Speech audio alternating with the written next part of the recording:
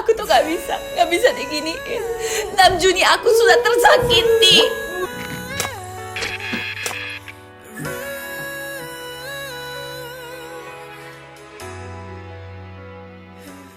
Annyeonghaseyo, masa depan dunia. Aku baca komen dari kalian itu sudah siap mengubah dunia. Aku butuh bacanya berhari-hari untuk menentukan pemenang giveaway karena saking banyak dan panjang komen kalian.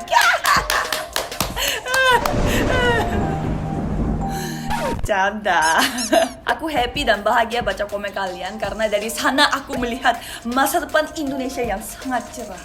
Masih ada aja orang-orang di luar sana yang bilang K-pop itu alay, K-pop itu nggak guna, K-pop itu norak untuk anak-anak. biarin aja ya orang seperti itu yang nggak tahu soal persona, stigma dan lain-lain. Ada peribahasa Korea yang mengatakan Hena Baekjeon, laut besar menerima 100 air sungai, yang artinya orang berlapang dada pasti dapat menerima orang lain dengan segala kekurangannya. Aku sendiri menyaksikan kalian yang semakin hari semakin pintar, semakin berpikir kritis, berani berpendapat dan membuka hati untuk menceritakan cangkang teler kalian masing-masing untuk memberi pengaruh baik kepada orang lain. Aku Oni Jepang yang sangat bangga sama kalian semua. Jadi jangan khawatir. I got you. Arso? Army.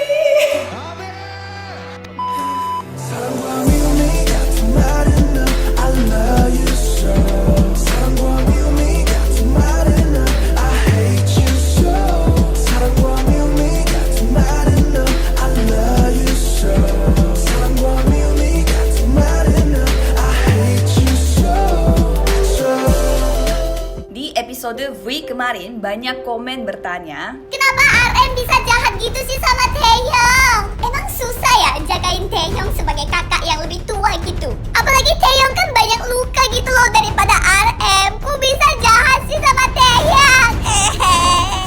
berhenti, jangan ganggu Namjoon gue. Anyway, Namjoon itu nama aslinya RM ya, Kim Namjoon. Jangan. Kalian gak ngerti apa-apa. Namjoon, biar Nuna aja yang meluruskan masalah ini. Aku mau klarifikasi. Ya, banyak luka soal klarifikasi gitu. Cangkang teler gue. Namjoon yang kelihatan dewasa pun punya trauma sendiri. Cuma trauma punya Namjoon itu kurang kelihatan. Beda dengan Jimin dan J-Hope yang suka ke rumah sakit atau V yang suka ke kantor polisi. Oke, kuis mendadak. Jadi apa item dan tempat yang berhubungan dengan RM Namjoon ini? Cepat. Pasti kalian tahu. Iya, itu dia. Iya, itu. Curas. Anak pintar. Cangkang teler yang dimiliki oleh Namjoon adalah kemiskinan. Maka dia tidak bisa fokus belajar karena dia harus mencari uang. Kerja part-time di pompa bensin sebagai tulang punggung keluarga. Kalau baca di download, aku tidak punya rencana ke depan. Lebih tepatnya, melarikan diri tanpa pikir panjang. Melarikan diri dari wajah ibu yang sangat lelah, adik yang lagi kehilangan arah, dan kondisi ayah yang sakit. Kondisi finansial rumah tangga menjadi semakin buruk. Jika ada yang bertanya apakah kemiskinan itu dosa, siapapun pasti menjawab tidak. Tetapi apakah jawaban itu benar? Kemiskinan merampas banyak hal. Hal-hal yang tadinya penting menjadi tidak bernilai. Hal yang tadinya tidak boleh menyerah, menjadi curiga, menjadi takut, dan menjadi putus asa. Tuh, adik yang lagi kehilangan arah. Jadi kemarin V mendengar Namjoon lagi telepon itu bukan tentang V, tapi tentang adik kandungnya sendiri. Saya sama dia tuh cuma beda setahun. Saya tuh sebenarnya gak peduli sama dia. Bukan saya juga kan yang harus bertanggung jawab hidupnya dia. Biarin dia aja yang ngurusin sendiri. Barang. Tuh kan, aku tuh gak bisa diginiin. Namjoon, aku sudah tersakiti. Semua punya cerita masing-masing. Dengar dulu dong, jangan sugesti. Sorry lebay. Cangkang teler yang Namjoon miliki, kemiskinan ini, membuat karakternya Namjoon lebih dewasa daripada karakter-karakter lain di dalam BU. Bayangkan, mereka semua anak SMA. Seharusnya umur segitu mikirin soal belajar, pertemanan, atau my PUBG. Tapi Namjoon yang sudah menjadi tulang punggung keluarganya, sudah capek dan lelah mengurus keluarganya. Pada saat teman-teman lain memiliki masalah hubungan keluarga, Namjoon memiliki masalah soal hidup dan mati. Besok makan apa? Pada saat Jungkook tanya kepada Namjoon, mimpi Hyung itu apa? Tahu nggak jawabannya Namjoon apa? Upah per jam naik.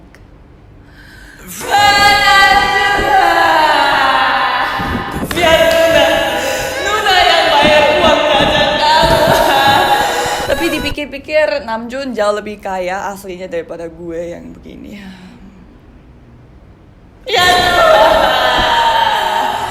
I was so good at myself. I was so good at myself. I was so good at myself. I was so good at myself.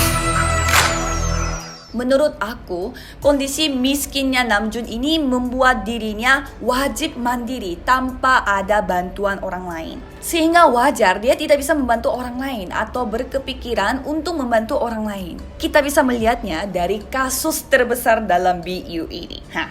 Ini notes-nya V. V melihat Namjoon lagi berdiri di depan kelas kita. Itu nama yang V kasih untuk tempat berkumpulnya mereka secara rahasia di dalam sekolah. Saat mau masuk ke ruangan, tidak sengaja V mendengar suara Jin yang mengatakan beberapa kata, yaitu kepala sekolah, nama Suga, dan namanya dia V. Lalu Jin keluar, buka pintu kelas kita, ternyata dia lagi teleponan. Dan Jin pun kaget melihat Namjoon dan V sudah ada di luar. Pada saat Jin salting gitu dan mau menjelaskan sesuatu, Namjoon mengatakan, nggak apa-apa, pasti ada alasan kenapa Hyung melakukan hal demikian. Lalu J-Hope dan Jimin datang. Jin yang masih kagok gitu bilangnya ada urusan mendadak dan pulang. V yakin pasti ada alasan juga kenapa Namjoon tidak mau mendengarkan dan berbuat demikian, sehingga V pun merahasiakan hal ini kepada teman-teman yang lain. Setelah kejadian itu, kelas kita, tempat rahasianya mereka terbongkar. Seorang guru labrak kelas kita itu dan pada saat itu hanya ada Jungkook dan Suga. Lalu pertengkaran hebat terjadi sampai Suga yang berusaha untuk menjaga Jungkook sebagai kakak yang lebih tua dikeluarkan dari sekolah. Wow! Kok Jin jadi pengkhianat kayak gitu sih? Jadinya Suga putus sekolah. Santai-santai, jangan langsung sugesti, ingat. Pasti ada cerita di balik itu. Kalau soal kasus ini, kita akan mendalami di episodenya Jungkook atau Suga ya. Sejak kehilangan tempat rahasianya mereka, semua karakter BU jadi terpisah. Suga dikeluarkan dari sekolah, Jimin waktu itu dibawa ke rumah sakit, Namjoon juga harus pindah rumah karena kondisi keluarga. Hari ini hari terakhir datang ke sekolah. Mungkin bisa saja tidak dapat kembali lagi. Tidak bisa bertemu Hyung dan adik-adik lagi. Namjoon tadinya sempat mau meninggalkan catatan di kelas kita soal orang tua, kondisi miskinnya dia, dan juga adik kandungnya sampai soal pindahan ini. Termasuk kalimat, harus tetap bertahan hidup. Tetapi pada akhirnya tidak jadi meninggalkan catatan itu dan malah masukin ke dalam kantong sakunya. Supaya kalian nggak bingung, coba kita rangkum. Namjoon punya trauma soal kemiskinan dan tanggung jawab terhadap keluarganya. Tapi ironisnya, itu yang membuat Namjoon menjadi sangat dewasa sehingga disukai oleh adik-adik. Dia pikir ini memang hidup. Tapi satu hari, sifat kedewasaan Namjoon berdampak negatif, yaitu nutupin kesalahannya Jin. Kesalahan tersebut membuat karakter BTS tidak bisa berkumpul lagi sampai Suga putus sekolah. Oke, tapi di sini Namjoon hancur nggak sih melihat dirinya yang selama ini dia pikir itu dewasa, ternyata itu namanya egois. Di catatan donosnya Namjoon berkata, Jungkook pernah mengatakan demikian. Aku mau jadi orang dewasa seperti Hyung. Pada saat itu aku tidak bisa mengatakannya. Bahwa aku bukan orang dewasa yang baik. Dewasa pun bukan. Menurut aku, itu yang menjadi cangkang telernya Namjoon. Karena dia miskin, harus mandiri, harus menjadi egois. Masa nambah PR lagi membantu orang lain? Orang aku sendiri yang harus tetap bertahan hidup. Yaitu tulisannya dia di kaca. Mungkin tadinya tulisan itu untuk dirinya sendiri, tapi lama-lama tulisan itu untuk teman-teman yang lain. Dan ada saatnya Namjoon melihat seorang cewek cewek yang memiliki kemiripan dengan dirinya seperti V di episode kemarin. Cewek itu menyebarkan brosur di jalanan. Itu salah satu kerja part-time yang upah per jamnya termurah di Korea. Dan cewek itu pakai karet rambutnya, bukan karet khusus untuk ikat rambut, tetapi ya karet kuning yang biasa kita nemu di nasi bungkus. Namjoon terdorong untuk menolong dia. Ambilin brosurnya dan juga beliin karet rambut, tapi rasanya susah banget. Karet rambut itu dia taruh ya begitu saja di atas tasnya cewek itu. Aduh Namjoon, biar bunganya 처음이야. Oke, sorry. Menurut aku, pada saat Namjoon melihat cewek itu, Namjoon mengintrospeksi diri. Namjoon melihat refleksi dirinya yang selama ini terlalu mandiri sehingga tidak mau menerima bantuan orang lain dan juga tidak mau memberi bantuan kepada orang lain. Sehingga pada saat Namjoon didatangi Jin,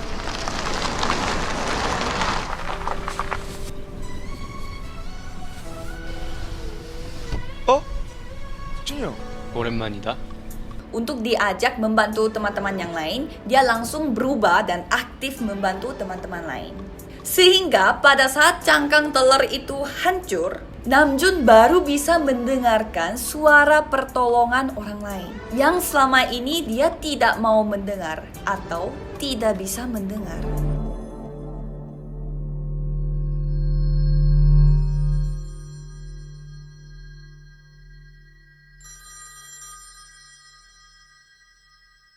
Walaupun sudah mendengar suara tersebut, bisa nggak Namjoon ini benar-benar terjun membantu orang lain? Karena pasti akan kebongkar shadow-nya dia. Karena sebenarnya selama ini dia adalah kakak yang egois.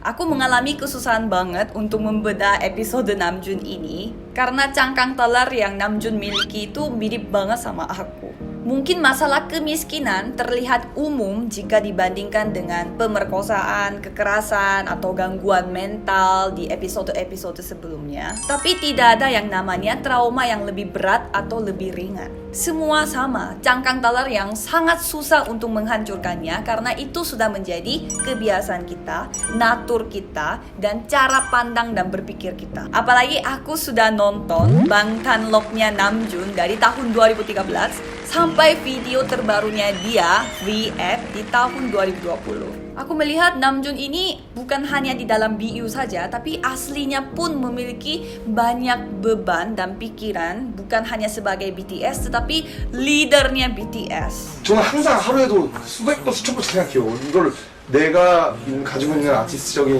능력을 어떻게 더 증명할 것인가부터 시작해서 근데 저는 사실 제가 방탄소년단에 들어온 이유는 하나인데 그냥 내 목소리 그냥 최대한 많은 사람한테 들려주는 거 그게거든요. This morning just to know less for you. Yeah. 기기적으로 wake up, 기기적으로 make up. 반의 삶이 익숙해져가 자식과의 break up. 언제부터 내가 내게 만족했지? 꿈을 이뤄놓고 파종했지. 편하기 위해서 적당히 지내며 목까지 현음물에 삼게 됐지. 그래 나도 내가 참 역겨워. 뾰족한 칼날이 묻어졌어. 생겨버린 20살의 주름살. 편한 단기 두려웠어. Namjoon, kasih bebannya kepada Nuna kuat kok. 처음이야. Bapak Bang Siok juga katakan Namjoon ini alasannya dia pertama kali membuat BTS. 저는 RM의 공개곡을 처음 들었던 순간이 아직도 생생합니다. 주제를 다루는 사고의 깊이와 언어 사용의 유려함, 랩을 한국말로 풀어가는 창조적인 방식 등이 17세라는 나이가 무색할 만큼 뛰어나서 곡을 들려준 프로듀서 피독에게 당장 이 친구와 미팅을 잡으라고 했던 기억이 납니다. 계기는 랩몬스터예요. 그냥 뭐 아무런 계기가 없고요.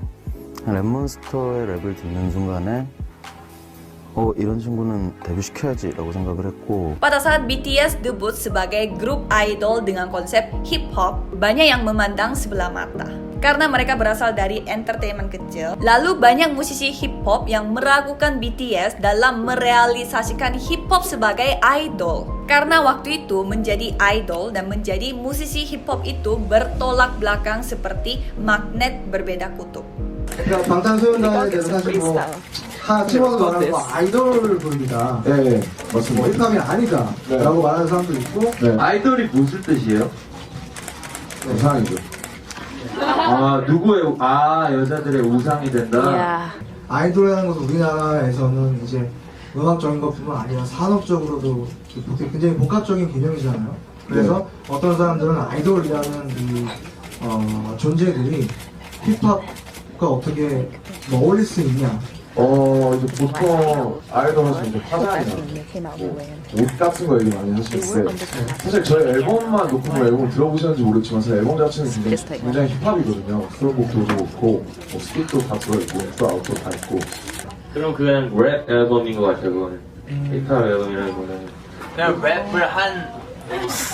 힙합은 사실 또 어떻게 보면 좀 남성적이고 뭐 마초성이 좀 있는 문화이기도 하고 방탄소년단이 무대에 올라갔을 때 뭐 이제 분장을 한다든가 어떤 메이크업을 하는 거에 대한 어떤 힙합과 충돌되는 부분이 있을 것 같은데. 분장 그런 게 아니라 여자.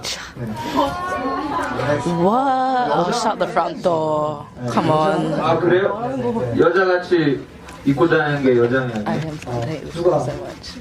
뭐 I know. 그런 분들. 어떻게 생각하시나요? 저 스모키 화장 같은 경우에는 아직도 되게 본연적으로 그게 거부감이 있고 사실 막 뭐 별로 하고 싶진 않아요. 그러니까 저는 진짜 둘 다 이해가 돼서 진짜 뭐 말씀드리기 좀 애매한데 정말 둘 다 이해가 돼요. 근데 그럼 하고 싶은 게 뭐예요? 네? 하고 싶은 게 뭐예요? 여기 본인이 둘 다 이해하고 둘 다 하고 싶고 힙합 문화를 그만큼 이해하면은 본인이 하고 싶은 게 뭐예요? 그렇게 She gonna say he's about to get mad. 어색하고 I think he get mad too. 하고 싶은 게 뭐예요?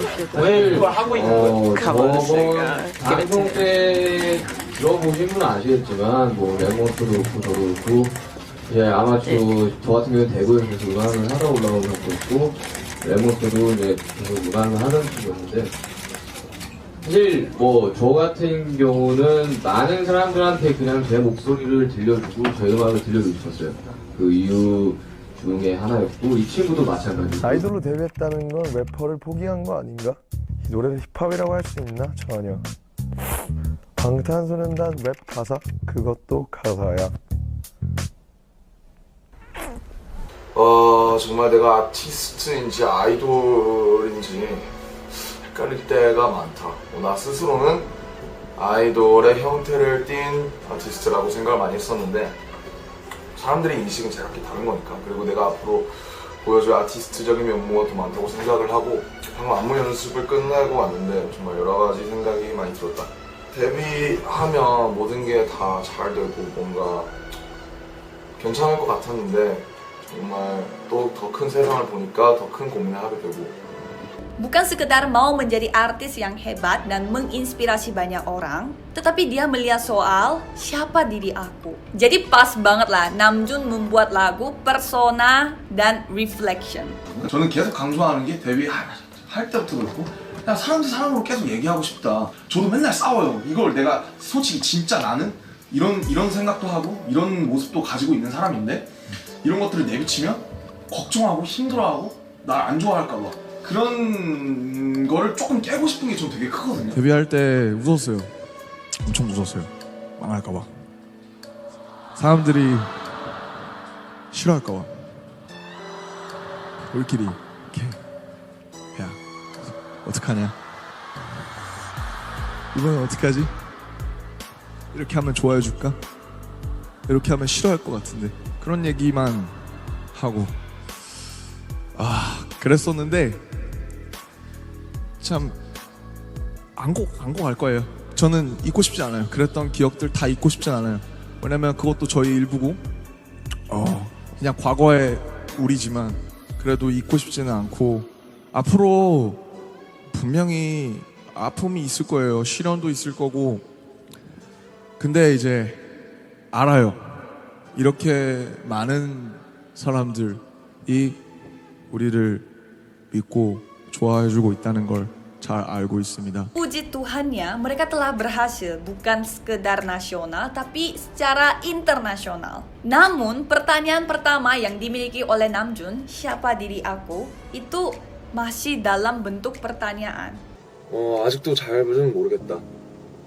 어쨌든 하나의 고민에서는 어느 정도 벗어난 것 같긴 하지만 아직도 확실하지가 않다. 그래서 여전히 방황하고 또 혼란하면서 만들 것 같다. 우선 내 믹스테이프가 나왔다. 그리고 문제적 남자에 나가게 돼서 실검도 오르고 나름대로 믹스테이프와 맞물리면서 여러 가지 시너지가 나면서 다행히 내 이름도 그렇고 팀의 이름도 나름대로 바깥에 많이 알릴 수 있게 되어서 기분이 좋았고 모르겠다. 2, 3, 4월이 너무 힘들었어. 나한테는 그냥 너무 힘들었다. 그만큼 빛나는 만큼 더 힘들었고 체력적으로도 정신적으로도 최근 2주 동안은 잠을 4-5시간 하루도 잔 적이 없는 것 같다. 늘 과도기 같다. 축하를 받고 사람들도 어떻게 했다 어떻게 해서 좋겠다 해도 늘 목이 마르고 늘 무언가에 갇혀있는 듯한 느낌이 든다. 어느 사이에. 과도기라는 말이 그래서 나온 거고 아직도 너무 많은 것들이 채워지지 못한 듯한 기분이 든다. 고생 많았다 진짜. 내 얼굴 보면서 얘기하니까 수고했고 그냥